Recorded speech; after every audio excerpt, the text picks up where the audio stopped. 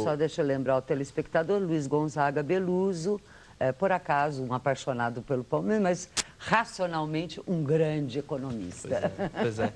Eu acho que o presidente Beluso, na gestão anterior do presidente Della Monica, ele era o diretor de planejamento. E como diretor de planejamento, ele iniciou um processo de transformação dentro do clube, trazendo projetos e estruturando esses projetos de forma a criar valor para o clube no longo prazo.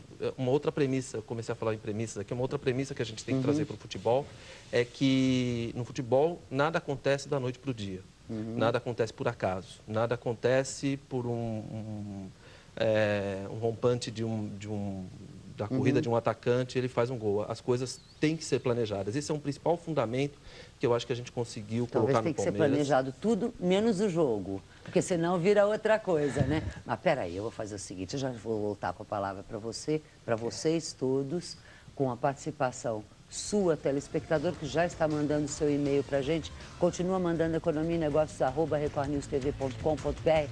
A gente volta já já com esta paixão que é o futebol, transformada num negócio racional, transparente, onde, para mim, uma surpresa pela fala de vocês, você, torcedor, está em primeiro lugar. A gente já volta.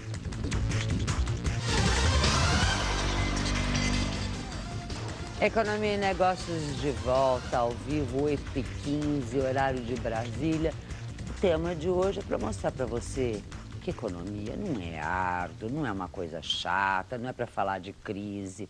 Se bem que no setor que a gente está falando, toda hora tem uma crise, que a gente vai continuar abordando com os meus 3 convidados de hoje. O assunto futebol, diretor de finanças do Corinthians, Raul Correia da Silva, vice-presidente de marketing do São Paulo, Júlio Casares, o diretor de planejamento do Palmeiras, Vicente Crício. 3 comportadíssimos aqui. Eu te tomei a palavra no fim do bloco, vou retomar já já, mas eu queria uma microprovocação. Uma das coisas que você falou logo na primeira questão é dos problemas externos ao clube. Alguns dependem diretamente de você. Vocês botarem a casa em ordem, os números, todos estão com planejamento estratégico, né? Bonito, todo mundo fazendo a liçãozinha de casa. Outras coisas não dependem, por exemplo, estágios. Existe algum PAC para isso? Bom, eu vejo que entre os nossos adversários e obstáculos, nós temos aí o problema da decadência dos estádios e da violência da torcida. Essa é uma responsabilidade de todos nós, agentes do esporte, das autoridades, dos dirigentes, da crônica, enfim, é um problema social. E isso afasta o cliente. Quando você afastando o cliente, você afasta o consumo, você afasta a bilheteria e você afasta a paixão. Hoje é difícil um pai pensar 3 vezes se autoriza o filho a ir num jogo de clássico com grandes torcidas. Então, essa é uma transformação que nós precisamos realizar. E quando se Mas deixa eu já te perguntar de cara, que daí eu vou pipocar essa para os 3 rapidinho, algumas questões.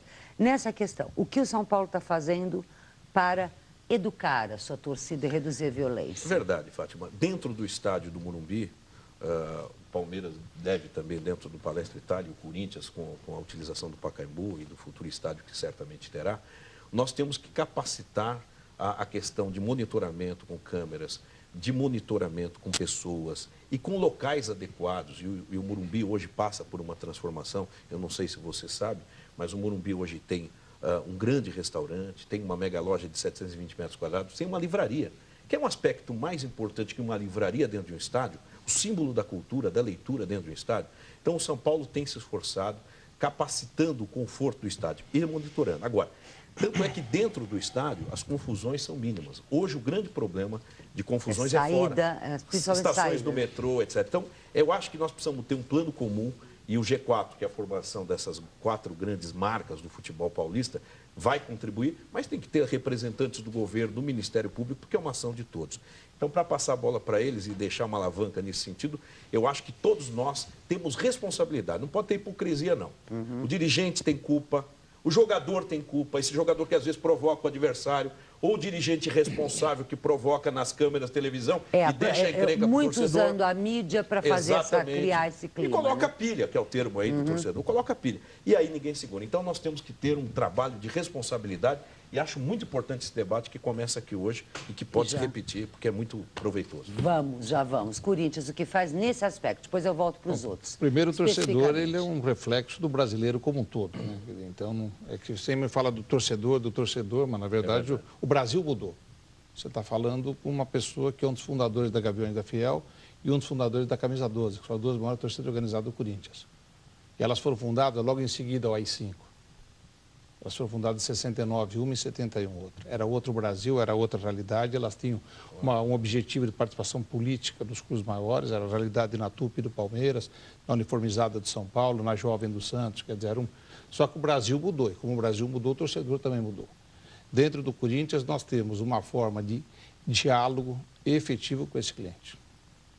Nosso presidente atende o torcedor, os diretores atendem o torcedor, o André Sanches ele tem uma política de contato efetivo, de conversa com o torcedor do Corinthians. Nós somos a maior torcida e não somos a mais violenta das torcidas. Hoje nós temos um problema grande do torcedor, como ele falava, que são os encontros extra-estádio. Aí não é se vai dar 5% para 1 ou 10 ou 20, o problema não é lá dentro. O problema que nós temos hoje são, assim como qualquer outro tipo de organização, que são os encontros de metrô. Quer dizer, o nosso papel, enquanto isso, é evitar, isso sim, como diretor, procurar tirar a paixão, quer dizer, evitar de um dirigente ficar conclamando sua torcida contra um outro clube. Quer dizer, isso, todos os clubes precisam se unir contra isso.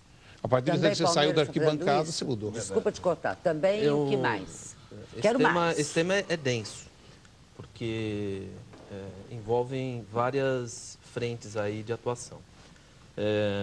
Primeiro que o Palmeiras, principalmente através da figura do seu presidente, também ele é muito próximo da torcida.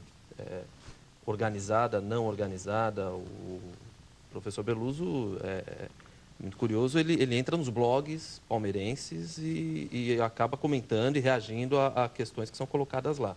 Da mesma forma que ele tem portas abertas e discute diretamente com representantes de organizadas, mas não é paternalista. Eu acho que o paternalismo, o que eu quero dizer com paternalismo é financiar a torcida organizada que gera briga dentro ou fora do estádio, isso está errado, né? Da mesma forma que não depende só do clube, ele depende dos poderes constituídos e também agir sobre isso. Agora, também a gente às vezes assume, quando falo nós, estou dizendo de maneira geral, nós assumimos uma postura muito cômoda em criticar a torcida, mas dentro do estádio a gente não oferece uma condição digna para o torcedor que paga o seu ingresso. Não tem, exceto acho que pela Arena da Baixada e talvez pelo Engenhão, não tem um estádio brasileiro em condições de atender hoje o torcedor da forma como cliente. Não tem. Tá? Banheiros, então, vocês vão de concordar comigo, que começa por aí, né? Hoje o Palmeiras tem uma iniciativa. Eu respeito o que o Vicente está falando, embora coloco aqui uma discordância que o Morumbi tem uma transformação. Claro que tem erros, viu, Vicente? Mas ela tem uma transformação. Você está lá com a Visa, como nós estamos. Há um progresso muito grande nisso. Eu convido, vá ao Morumbi que você vai ver uma condição bastante importante do torcedor hoje. Talvez em 80% do estádio. Muita coisa há que se fazer, mas há uma nítida convicção e realização, e eu convido você a ir comigo lá, e você vai ver a transformação do estádio do Morumbi.